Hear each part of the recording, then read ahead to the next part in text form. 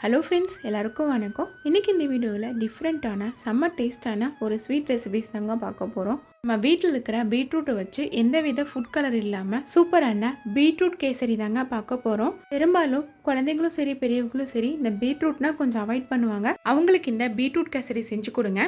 இது பீட்ரூட்டில் தான் செஞ்சதுன்னு கண்டிப்பாக அவங்களுக்கு தெரியாது. வாங்க இந்த கேசரி எப்படி செய்யலான்னு பார்க்கலாம். இந்த கேசரி செய்கிறதுக்காக இன்றைக்கி நான் ஒரு பீட்ரூட் எடுத்துருக்குறேங்க. அதோட தோல் நீக்கி இதை வந்து சின்ன சின்ன பீசஸாக கட் பண்ணி எடுத்துக்கோங்க. பாருங்கள், இந்த மாதிரி மீடியம் சைஸ் பீசஸாக கட் பண்ணி எடுத்துக்கோங்க. இப்போ கட் பண்ணி வச்சுருக்கத ஒரு மிக்ஸி ஜாருக்கு மாற்றி தேவையான அளவுக்கு மட்டும் தண்ணி விட்டு எந்தவித கட்டைகளும் இல்லாமல் இந்த மாதிரி நல்லா நைஸாக அரைச்சி எடுத்துக்கோங்க.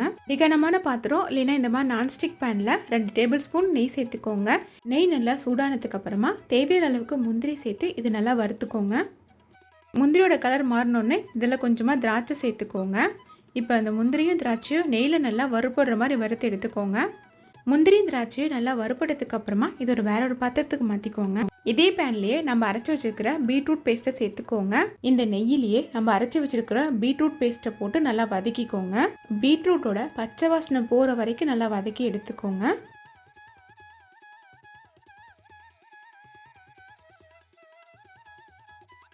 இப்போ பீட்ரூட் கொஞ்சம் வறுப்பட்டுருச்சுங்க. இப்போ இதில் தேவையான அளவுக்கு தண்ணி விட்டுக்கோங்க. நான் எந்த கப்பால் பீட்ரூட் எடுத்தனோ அதே கப்பில் 1/2 கப் தண்ணி சேர்த்துக்கிறேங்க. இப்போ பீட்ரூட்டும் தண்ணியும் ஒன்றாகிற மாதிரி நல்லா கலந்து விட்டுக்கோங்க. இந்த மாதிரி கலந்து விட்டதுக்கு அப்புறமா இதை மூடி வச்சு இதை கொஞ்ச நேரம் வேக விட்டுடலாம்.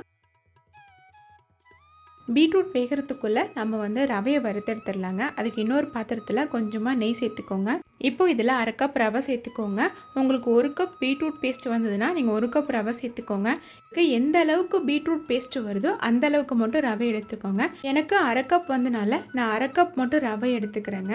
ரவையோட கலர் மாறுற வரைக்கும் நல்லா வறுத்து எடுத்துக்கோங்க. பாருங்கள், இப்போ ரவையோட கலர் மாறிடுச்சு, நல்லா வறுப்பட்டுருச்சு. இப்போ இது வேற ஒரு தட்டுக்கு மாற்றிக்கோங்க. பாருங்கள், பீட்ரூட் எல்லாம் நல்லா வெந்துருச்சு. நம்ம ஊற்றின தண்ணி எல்லாமே நல்லா வத்திருச்சுங்க. இதை ஒரு டைம் இந்த மாதிரி நல்லா கலந்து விட்டதுக்கப்புறமா ரவைக்கு தேவையான அளவுக்கு தண்ணி விட்டுக்கோங்க.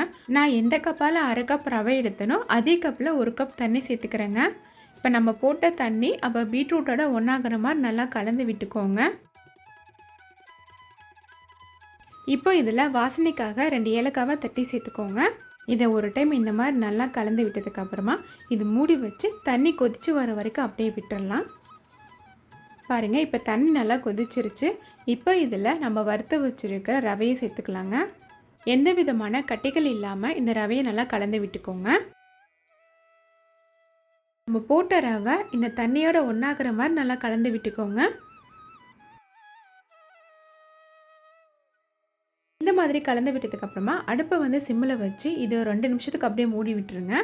2 நிமிஷத்துக்கு அப்புறம் பார்த்தீங்கன்னா இந்த மாதிரி ரவை நல்லா வெந்து வந்திருக்குங்க. இப்போ இதில் தேவையான அளவுக்கு சர்க்கரை சேர்த்துக்கோங்க. நான் எந்த கப்பால் 1/2 கப் ரவை எடுத்தனோ அதே கப்பில் 1/2 கப் சர்க்கரை சேர்த்துக்கிறேங்க. இப்போ இந்த ரவையும் சர்க்கரையும் ஒன்றாகிற மாதிரி நல்லா கலந்து விட்டுக்கோங்க. பாருங்கள், இப்போ சர்க்கரையெல்லாம் நல்லா கரைஞ்சிருச்சுங்க. இப்போ இதில் ஒரு சிட்டிகை உப்பு மட்டும் சேர்த்துக்கிட்டு இது நல்லா கலந்து விட்டுக்கோங்க. பாருங்கள், ஃபஸ்ட்டு பார்க்குறதுக்கு கொஞ்சம் தண்ணியாக இருந்த மாதிரி இருந்ததுங்க. இப்போ நல்லா டைட் ஆயிடுச்சு. இப்போ இதில் நம்ம வறுத்து வச்சுருக்கிற முந்திரி திராட்சை சேர்த்துக்கோங்க. இது கூடவே 1 டேபிள் ஸ்பூன் நெய் சேர்த்துக்கிட்டு முந்திரி திராட்சை அப்புறம் நெய் எல்லாம் கேசரியோட ஒன்றாகிற மாதிரி நல்லா கலந்து விட்டுக்கோங்க.